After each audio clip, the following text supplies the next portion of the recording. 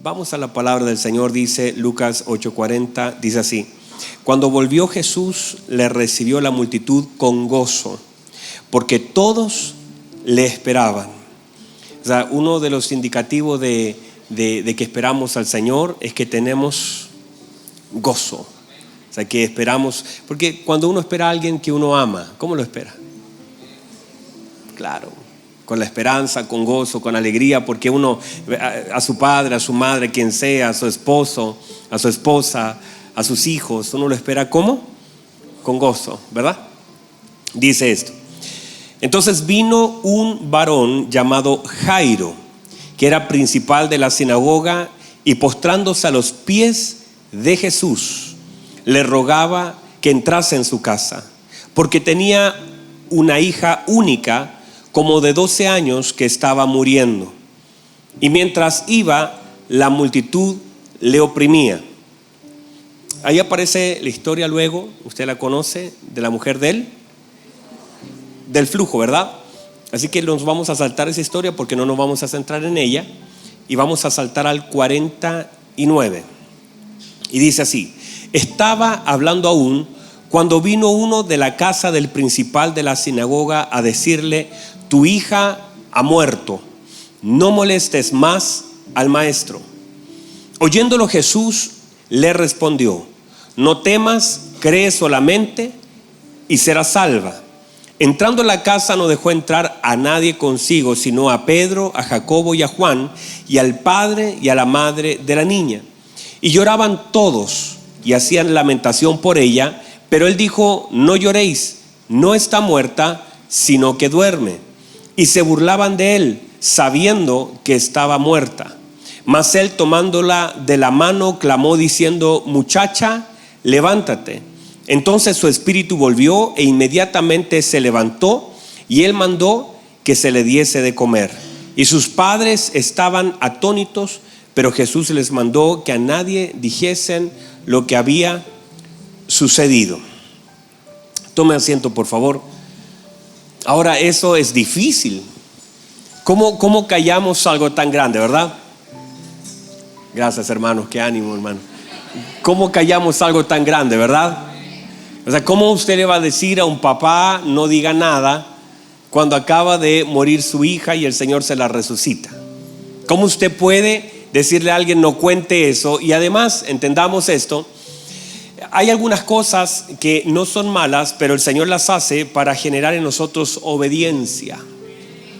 Mírenme, hay cosas que no necesariamente son malas, sino que el Señor las hace ¿para qué? Para generar obediencia, para enseñarnos obediencia. Porque no es malo hablar de milagro, es más, era muy bueno porque eso glorificaba al Señor.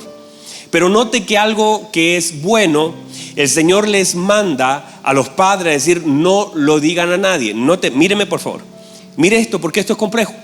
Porque el Señor le dice: no se lo diga a nadie, pero la niña iba a salir por esa puerta y todos lo iban a saber, ¿verdad? Usted no me ayuda en nada, otra vez, ¿verdad? Usted sierva, ayúdeme. Amén, diga gloria a Dios. La niña, al levantarse, ¿qué iba a hacer? No podía estar escondida, no iba a quedar allí. La idea de ella era poder salir, y al salir toda la gente iba a saber acerca de la resurrección. Aún así los padres no lo dijeran, pero a pesar de que toda la gente viera el testimonio, el Señor también estaba demandando obediencia en relación a lo que el Señor les había encomendado. No es que fuera malo, no es que la gente no lo iba a saber, pero había una demanda de el deseo del corazón de expresar lo que el Señor había hecho. Pero el Señor está enseñándonos algunos principios, como este principio, el hecho de obedecer al Señor, aunque para mí lo que vaya a hacer no sea malo. Porque hay personas que dicen: pero si esto no es malo. Pero uno aprende también a sujetarse al Señor a través de aquellas cosas que humanamente parece que no son malas, pero son formas que el Señor tiene de enseñarnos obediencia. Porque si usted ve a los padres, incluso imagínese el gozo Pero ni el gozo, ni la frustración, ni el temor, nada puede hacernos desobedecer la palabra del Señor. Y lo que el Señor espera de los padres que han recibido un gran milagro es obediencia. Y que sus emociones no pasen por sobre la palabra que el Señor les ha dado. Porque uno podría justificar y decir, pero es que estaba alegre, estaba contento, mira lo que el Señor ha hecho. Y a veces nosotros intentamos justificar las cosas que hacemos, pero el Señor demanda siempre obediencia. Y a través de eso, porque ellos, míreme, ellos estaban felices y gozosos al recibir a su hija, pero tenían que guardar la palabra del Señor, y eso significaba callar aún las cosas buenas que Dios había hecho en favor de ellos. Y eso es lo que nosotros debemos aprender. Aprender a ser obedientes a la palabra del Señor, aún así tenga razones para desobedecerla. ¿Verdad que sí? Ahora, en esta paternidad de Dios,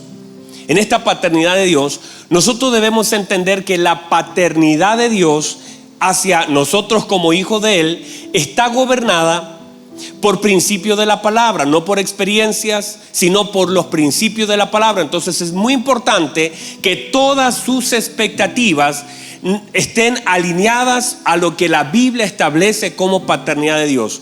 Porque cuando nosotros pensamos, y mire, nosotros a veces en la mente de Naamán decimos, es que yo pensé que Dios, es que yo pensé, y todos nuestros pensamientos deben ser llevados cautivos a la obediencia de la palabra del Señor. Porque muchas veces nosotros en nuestras expectativas, en nuestras experiencias, en nuestros deseos y mil cosas que hay en nuestro corazón, esperamos que Dios haga algo, pero Dios no se mueve fuera del marco de su palabra y de todo lo que el Señor ha diseñado para que nosotros podamos entonces caminar en ella y aprender entonces que todos los parámetros de la paternidad de Dios están sujetos a su palabra, no a nuestro clamor. Si nosotros pedimos algo que no está en la voluntad perfecta del Señor, entonces no será concedido. Aún así usted lo necesita, aún así usted llore, aún así usted patalee, aún así usted ayune 20 días, 40 días. Hay cosas que no se mueven por el ayuno. No importa cuántos días usted ayune, si usted está lejos de la palabra del Señor, Dios no puede responder algo que vaya y atente contra su palabra.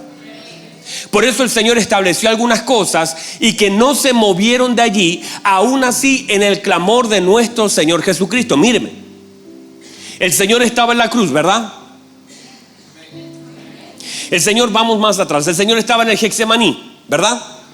Y en ese clamor del Señor, a usted no le pasa que si su hijo llora o no le ha pasado que usted lo reta y le quita el celular, por ejemplo, y las lágrimas, el dolor, de pronto usted le empieza a sacar el celular y decir, porque cada lágrima de él o cada dolor, no digo el celular o cualquier otra cosa para no influenciar negativamente a los niños, pero cualquier cosa, la pelota, lo que usted quiera. El cuaderno de matemática, y el niño está llorando porque quiere estudiar matemática y dice, por favor déjame estudiar, y usted lo castigó y le dice, no hay cuaderno de matemática. Y el niño está desesperado, y cada vez que llora usted empieza a abrir cada vez más la hoja, porque el clamor de un hijo activa algo en el corazón de un padre. Y eso es en todo orden de cosas. Siempre el clamor, el dolor de un hijo siempre va a activar algo aquí en lo profundo del corazón de un padre.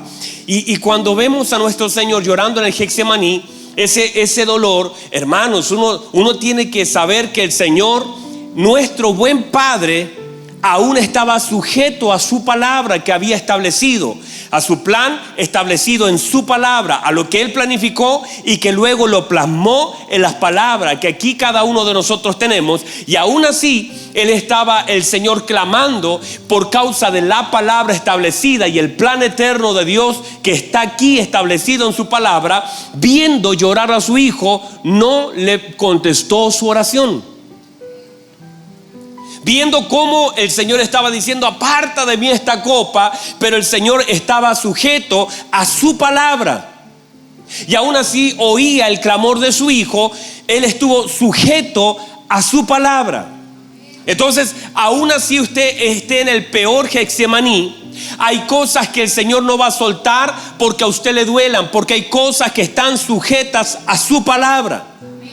Y no importa si usted dice, voy a meterme en 40 días de ayuno y oración. No porque usted se meta en 40 días, Dios va a dar vuelta a la Biblia y decir, bueno, en realidad ayuno mucho, mejor le voy a contestar. No, todas las cosas están sujetas a la palabra del Señor. Y esta es la palabra del Señor, y por esta se rige aún la respuesta de Dios sobre nosotros. Entonces, entender que eso, incluso lo que es la paternidad de Dios, está establecido en la palabra, con principios establecidos. Por eso uno, cuando se mueve en las dimensiones de la palabra del Señor, uno está seguro, y uno tiene que aprender a ver la palabra de Dios y sus principios, cómo el Señor opera en su paternidad y cuáles son los beneficios de esa paternidad, cuáles son las cosas que debo esperar y cuáles son las cosas que debo soportar, cuáles son las cosas en las que el Señor me demanda a mí como hijo, cuáles son los requisitos del Señor para la vida de sus hijos. Míreme por favor. Y si eso no lo tenemos claro, entonces sufriremos pidiendo cosas que Dios quizás nunca nos ha de dar. Además de eso, el hecho de que nosotros conozcamos la palabra del Señor y que un hijo opere, porque la Biblia dice que nosotros somos nueva criatura. Y míreme por favor, el Señor no parcha a un hijo, el Señor hace una nueva criatura. Nosotros siempre estamos tratando de repararlo todo. El Señor, en la palabra del Señor se establece que en Cristo nosotros somos nueva criatura, operando en las cosas nuevas de Dios. Otra vez, somos nueva criatura operando en las cosas nuevas del Señor. No somos personas refaccionadas, no se nos hizo un arreglito, se nos hizo una nueva criatura. Y todo lo que usted ve en el Nuevo Testamento es que no se pone un vino nuevo en un odre viejo, se tienen que alinear vino nuevo y odre nuevo. Vi yo cielo nuevo y tierra nueva. Hay que entender entonces que el Señor opera en la dimensión de lo nuevo. Y hay cosas que ahora en esta paternidad el Señor no viene solo a reparar, a decir, bueno, tu papá te golpeó, yo te voy a acariciar. No, hoy no estamos en un tiempo de reparación. Nosotros fuimos hechos nueva criatura. Y en esta nueva creación que somos en Cristo, por causa de la misericordia del Señor, operamos en nuevas promesas, operamos en nuevo pacto. Por eso Hebreo fue escrito para darnos luz en dónde estamos nosotros parados. Porque no podemos estar mirando a Abraham, porque nosotros, dice Hebreo, estamos en un mejor pacto, estamos en mejores promesas, estamos en un mejor sacerdocio, estamos en lo nuevo, no estamos en un pacto viejo, estamos en un nuevo pacto. El Señor dijo, esta es el pacto en mi sangre, es un pacto nuevo. No es la reparación de algo que está fallido, es un pacto nuevo. Y en esta visión del pacto nuevo, ¿cómo opera todo lo que es el Señor en nuestra vida? Cómo las promesas del Señor, cómo la gracia del Señor, cómo el poder de Dios, cómo la manifestación de su gracia, todas las cosas que me está mirando, ¿verdad? Todo lo que el Señor nos ha dado. Me voy a acercar para asustarlos. No se asuste, tranquilo. Mírenme. El Señor dice a través del apóstol Pablo lo siguiente. El Señor dice, nosotros estamos atribulados en todo, pero que estamos atribulados en todo, mas no desamparados. Estamos en apuro, mas no desesperados. Hemos sido derribados, pero no hemos sido destruidos. Perseguidos, mas no desamparados. Quiere decir el apóstol que desde esa esfera nosotros nos movemos. Mírenme, hay cosas que nos van a pasar, pero estamos en la palabra del Señor por ser nuevas criaturas. Y operar como nuevas criaturas nos da la garantía de que hay cosas que nos van a pasar, pero no es el fin de lo que vivimos. Usted puede estar en apuro, pero no está desamparado. Entonces alguien puede estar, decir: pastor, yo estoy en apuro económico, en apuro familiar, en apuro matrimonial, lo que usted quiera, pero no estoy desamparado. Entonces manifiesta la condición de un hombre, pero la promesa de Dios para ese hombre en medio de esa condición. Manifestamos que estamos a veces derribados, porque ¿quién no ha sido derribado en esta carrera? ¿Quién no ha sido derribado en esta carrera?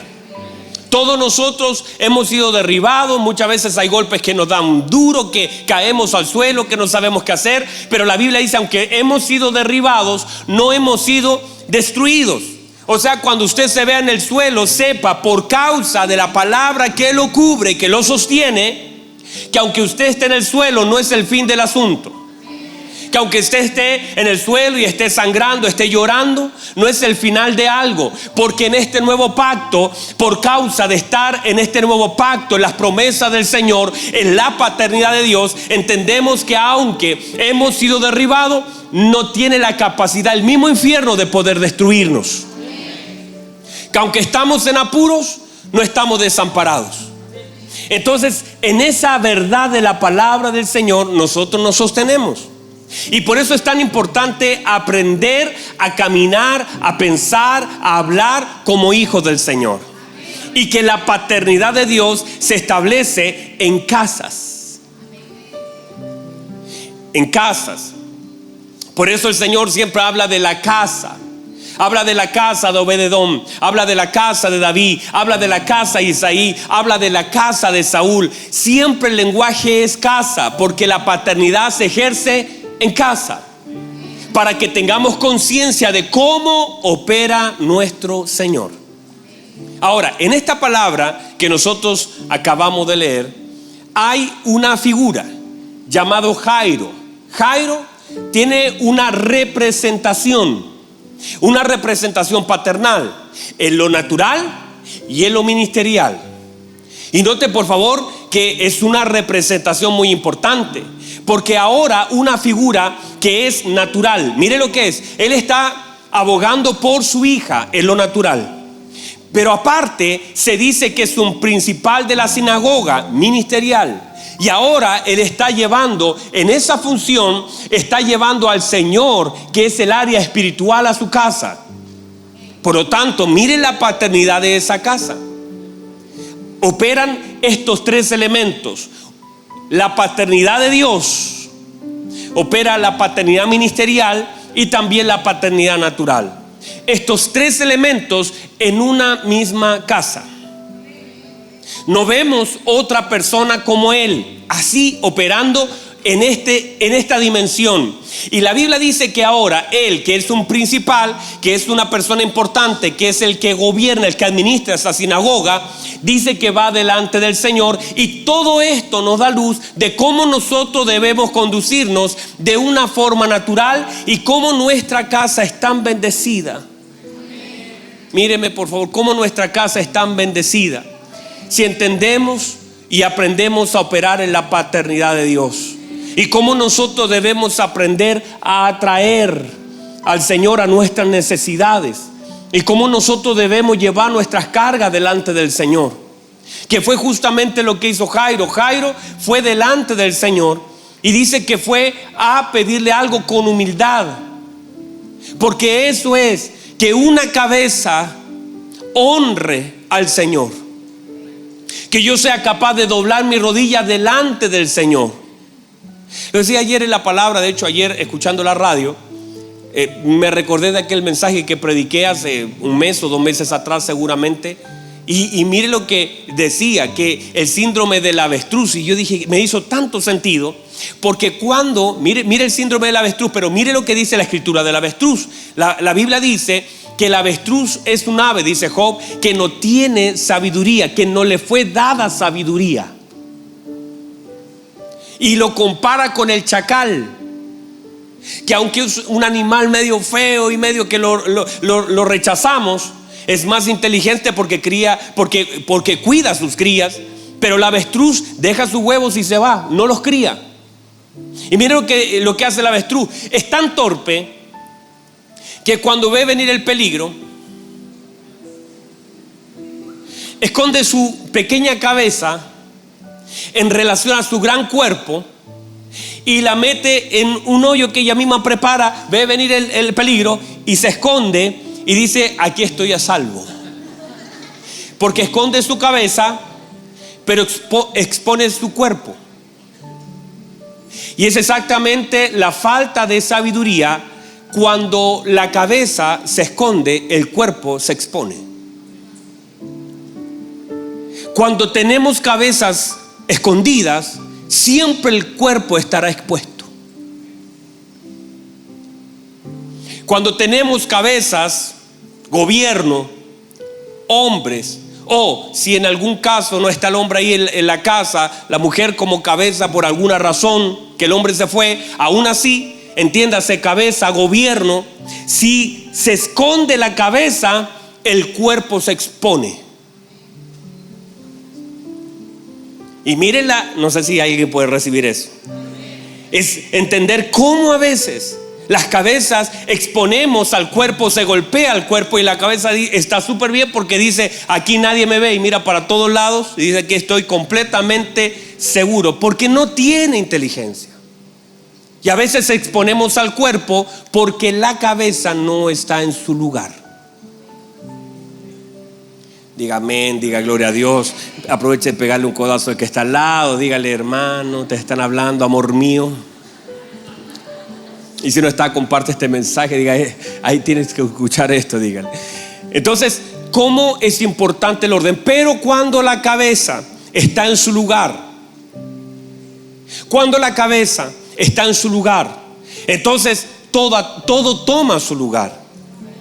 Y cuando vemos a Jairo como principal de la sinagoga, y vemos a Jairo que no manda a su señora a pedirle al Señor, sino que él va delante del Señor, vemos un modelo. Ese es el modelo: que los hombres vayan a las plantas del Señor. Y que los hombres, no es que las mujeres no vayan, digo, entiéndase el lugar. Y que los hombres, porque mire el gobierno, cómo las mujeres tienen una capacidad tan hermosa de poder reconocer. Y hombres a veces, sin darse cuenta, están tan afanados. Mírenme por favor, cuando usted lee la historia de la tsunamita, usted ve al hombre que siempre está en el campo, que siempre está trabajando, que siempre que la señora dice: yo he visto, porque la señora tiene la capacidad de ver, yo he visto que él es un hombre del Señor, es un varón de Jehová, y siempre pasa por mi casa, porque la mujer tiene la capacidad de ver. Y dice: y ahora entiendo, porque la mujer tiene la capacidad de entender. Uy, las mujeres se están aleonando, hermano. Que este varón es un hombre del Señor, eso dice ella. Dice: podríamos hacerle un cuarto, podríamos poner una silla, una mesa, un candelabro, una cama y todo lo demás. Y el hombre hace así.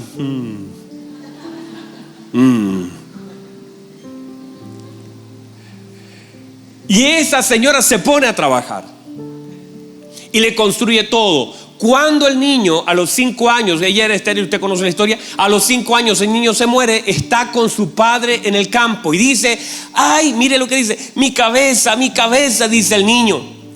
Y el hombre manda a buscar a la mamá y él se queda en el campo. Y la mamá lo trae, y mientras lo lleva el niño muere.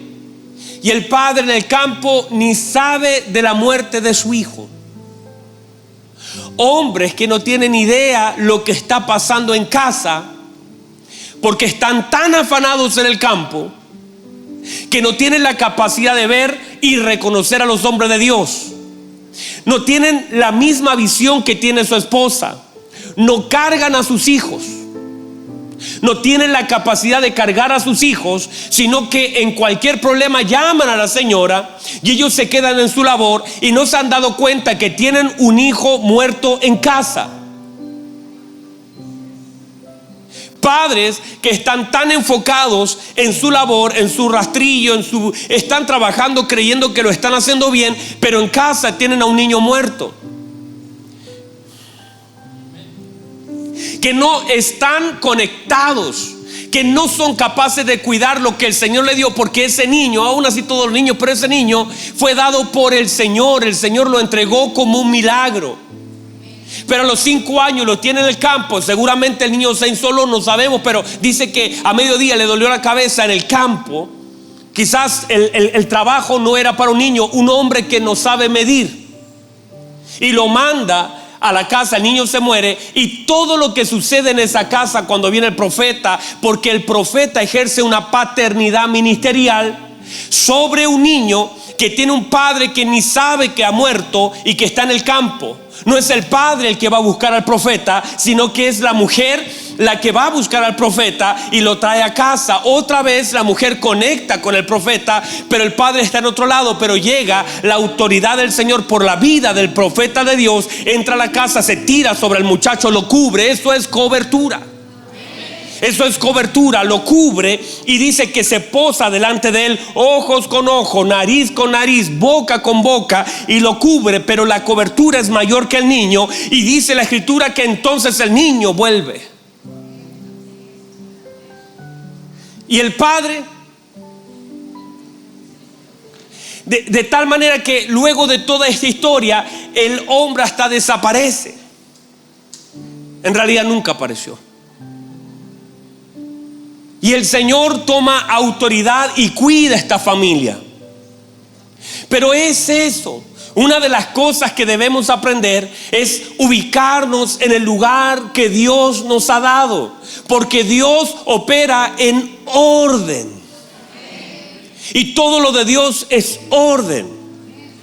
Y cuando algo sale de su lugar, cuando algo está fuera del lugar, entonces comienza el caos, y no está toda la gracia que el Señor puede derramar por causa del desorden que a veces nosotros vivimos.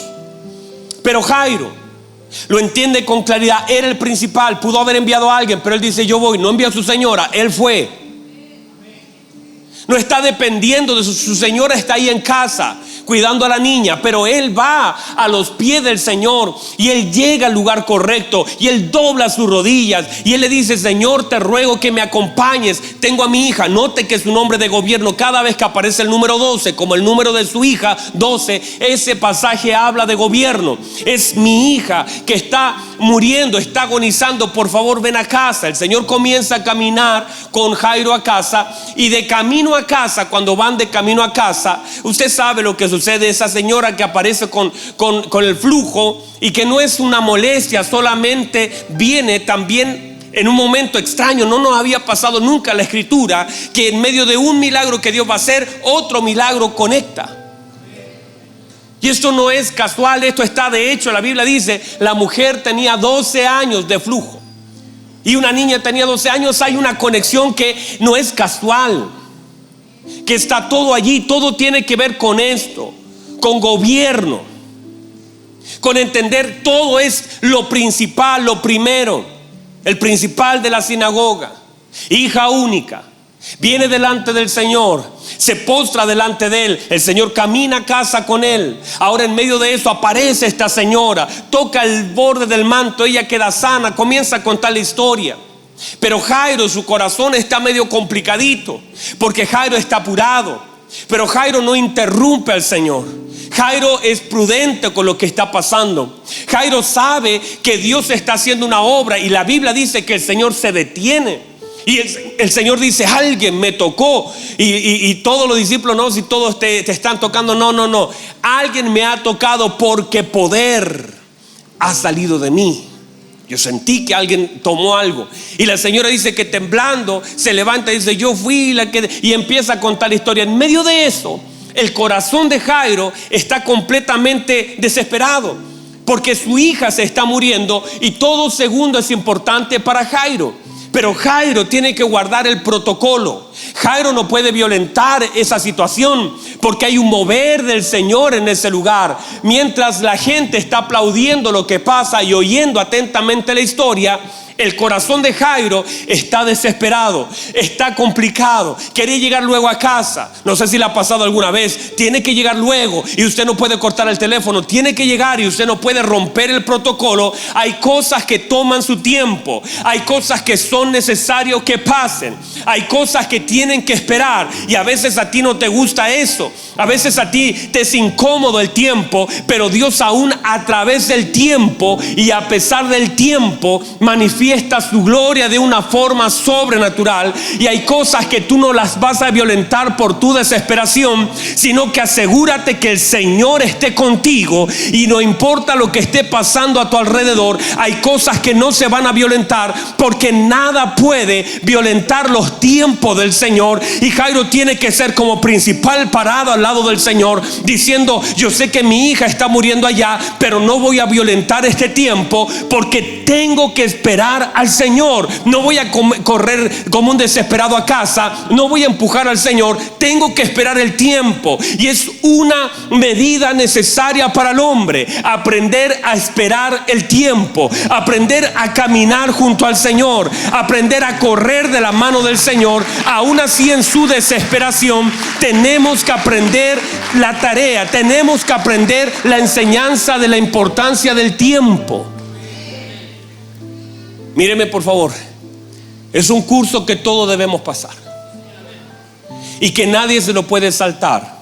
Cuando el Señor define y decide en su soberanía estirar el tiempo, y cuando a veces tú crees que ahora sí, porque Jairo, cuando el Señor decide ir, lo más probable es que su corazón estaba feliz, pero ese tiempo de espera, sea un minuto, sean 2, sean 10, sean 15, lo que se haya demorado, para Jairo fue una prueba de su fe. Fue una prueba necesaria. Hay personas que por causa, mire lo que se dice de Abraham, el padre de la fe: 25 años esperando. Hay personas que han esperado, y en medio de esa prueba, que aunque sabemos que el Señor está con nosotros, aunque sabemos que la gracia del Señor está, aunque tenemos a Cristo en nuestro interior, nadie se salta la prueba del tiempo. Y cada uno de los que estamos aquí, cuando nosotros violentamos el tiempo, echamos a perder las cosas que el Señor tiene preparadas para nosotros. Y el tiempo es una prueba para un hijo de Dios. Y uno quisiera decir: Señor, pero hágalo rápido. ¿Y qué pasa? Que nosotros comenzamos a comparar lo que Dios hace con otros en los mismos periodos, y a veces con nosotros es diferente. Pero es allí donde, en medio de esa prueba de tiempo, porque note por favor que a mayor gloria normalmente siempre fue mayor tiempo.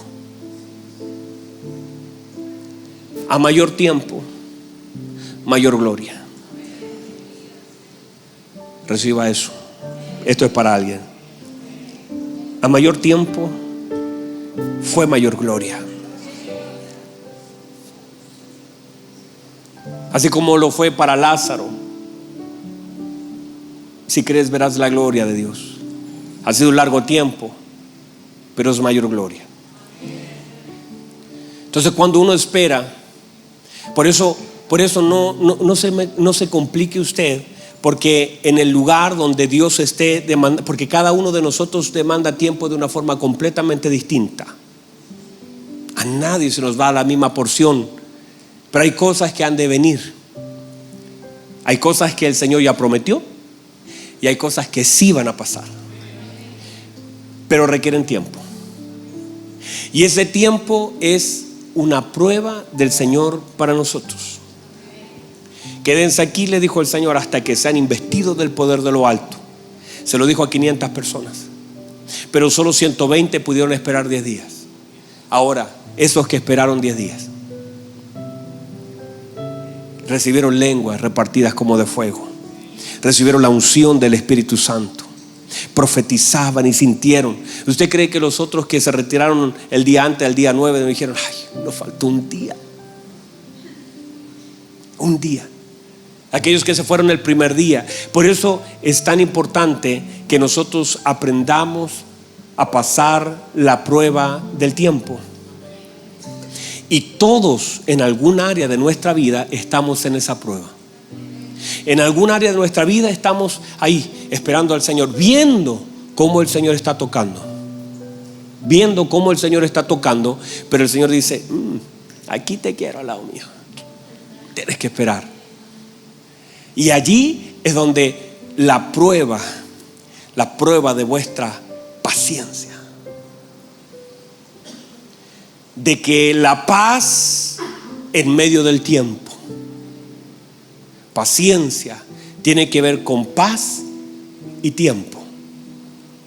Cómo esas dos cosas tienen que ser cuando dices tú tienes paciencia, es la suma de tu paz a lo largo del tiempo.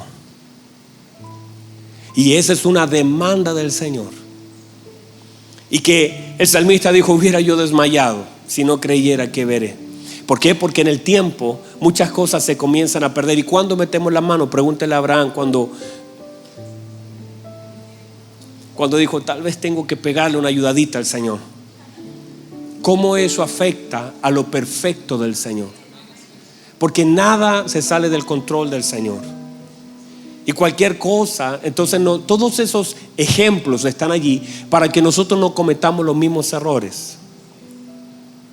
Dígame a eso. Todo eso que está allí es para que nosotros aprendamos a esperar. Esperé pacientemente a Jehová y Él me oyó, dice la Escritura, y me libró de todos mis temores. Entender que hay una demanda del Señor sobre nosotros allí, en estar viendo cómo el Señor hace cosas. Está haciendo cosas el Señor, pero ahora cómo el Señor hace una demanda sobre mí, cómo el Señor honra mi fe, cómo el Señor honra mi fe, cómo el Señor honra la fe de una señora que dijo si tan solo tocara el borde, y cómo el Señor honra la fe de este que dijo ven a mi casa y pon tus manos sobre mi hija. Y cómo son diferentes, es la misma fe, pero operando de una diferente forma. Un hombre dijo, di la palabra, mi criado, que será sano. La señora dijo, él no tiene que hacer nada, yo tengo que tocarlo. Y Jairo dijo, si usted pone las manos sobre mi hija, ella será salva. Y cada uno de ellos tenía la misma fe en el Señor, pero operaba de una forma completamente diferente. Jairo dijo, yo te quiero en mi casa. Y es porque es principal. Una persona que entiende que tiene que el Señor entrar en casa. Y tiene que tocar y poner sus manos sobre lo que está muerto. Y el Señor honró la fe de cada uno de ellos para mostrarnos que no tiene que ver con formas, sino que tiene que ver con dependencia. No formas, sino dependencia. Porque no es la forma en cómo hacemos las cosas, es la dependencia que tenemos de nuestro buen Dios. Y cómo esa dependencia recibe respuesta de parte del Señor. Pónganse en pie, por favor, se nos acabó el tiempo. Se sabe, los días jueves estamos acortando un poquitito para que no tengan dificultades para regresar a casa. Y quedamos con Jairo ahí detenido a medio camino. El domingo vamos a seguir. Vamos a llegar a casa con Jairo. Y va a ver cómo el Señor conecta esas hermosas cosas. Y cómo la gente de pronto que está llorando rápidamente, la gente sin Cristo cambia. Y que esas lágrimas no significan nada. Y que la gente no tiene la capacidad de pesar la palabra del Señor, porque no tienen al Señor de la palabra. Pero cómo el Señor honra la fe de un hombre. Para cerrar, queridos hermanos, entonces mírenme. En cualquier área donde usted esté siendo probado, no es la falta de fe, sino que justamente es la manifestación de la fe la que está el Señor tratando en tu vida. No es que las cosas no ocurran porque te falta fe, sino que justamente en el tiempo, porque la fe se mide en el tiempo. Otra vez, la fe se mide en el tiempo. Cualquiera podría pensar y decir: no, sí, yo creo en el Señor, pero la capacidad de retener tu fe es el tamaño de ella. Otra vez, la capacidad de retener tu fe es en realidad el tamaño de tu fe. Y si eres capaz de retenerla. Por eso aquella mujer que se le dijo no a la sirofenicia: hazme un milagro. No. Hágame un milagro. No. Este es el pan para los hijos. ¿Por qué? Porque fue capaz de retener su fe en medio del tiempo y en medio de los no y en medio de todo. Cuando nosotros vamos creciendo en la gracia del Señor, muchas veces el Señor, porque el Señor lo que puede hacer hoy lo puede hacer dentro de mañana, lo puede hacer un ratito más, lo puede hacer dentro de 10 años. ¿Qué cambia en eso? La evidencia de nuestra fe para gloria de nuestro Dios. Y eso es lo que el Señor quiere: perfeccionar nuestra fe. Y para eso necesita tiempo, para que usted sea capaz de mantener lo que usted cree, porque el tiempo vendrá a probar lo que usted cree. El tiempo vendrá como una dimensión de prueba. Porque si usted, por ejemplo, ahora mismo no le ha pasado que de pronto tiene un problema y usted: Señor, yo creo que usted lo va a hacer, pero pasa un día, un mes, 2 meses, y su capacidad de retención de lo que dijo al principio será puesta a prueba. Eso es fe. Y esa fe, la Biblia dice, es más preciosa que el oro. Y cada uno de esos días que usted está parado allí diciendo: Señor, yo creo lo que usted va a hacer, esa fe agrada a Dios. Y usted pasa el segundo día y usted todavía está allí, y otro día agradando a Dios. Y pasa al tercer día y no pasa nada, y el Señor dice: cómo me agrada. Es más, míreme, el Dios dice: me gustaría ni dárselo, porque cada día que sigue creyendo me agrada. Porque nuestra fe honra y agrada a Dios. Nuestra fe, y cuando confiamos en Él, y cuando el Señor comienza a quitar elementos, porque eso hace, comienza a quitar elementos que son aquellos que a veces apoyamos parte de nuestra esperanza, y Dios comienza a quitar elementos a nuestro alrededor.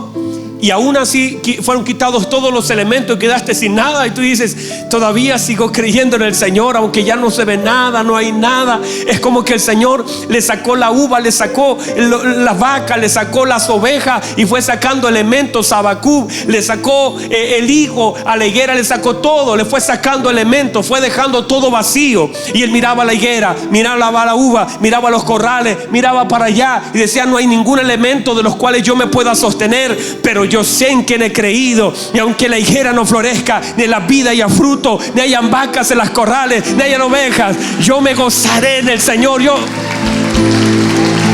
Porque más el justo por su fe vivirá. El justo por su fe vivirá. Y el Señor nos da vida en medio de esa fe.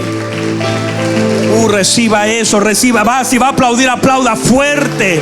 Más el justo por su fe vivirá. Aleluya. Oh, levante, levante. Aleluya, aleluya, aleluya. Aleluya. Aleluya, aleluya. Vamos, levante sus manos, Señor, en medio de aquellas cosas que nos han sido quitadas, en medio de aquellos momentos difíciles que hemos vivido. Señor, nuestra fe se fortalece en el tiempo, no se debilita.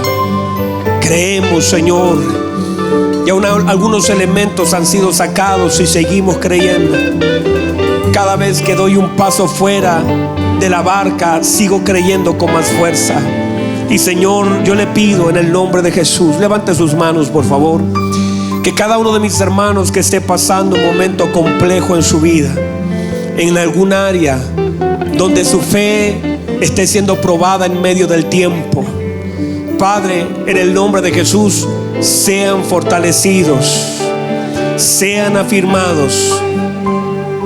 Padre, en el nombre de Jesús, que mis hermanos que están viviendo un tiempo difícil de aflicción, de dolor, de quebranto, en el nombre poderoso de Jesús, afirma sus pasos, afirma su fe.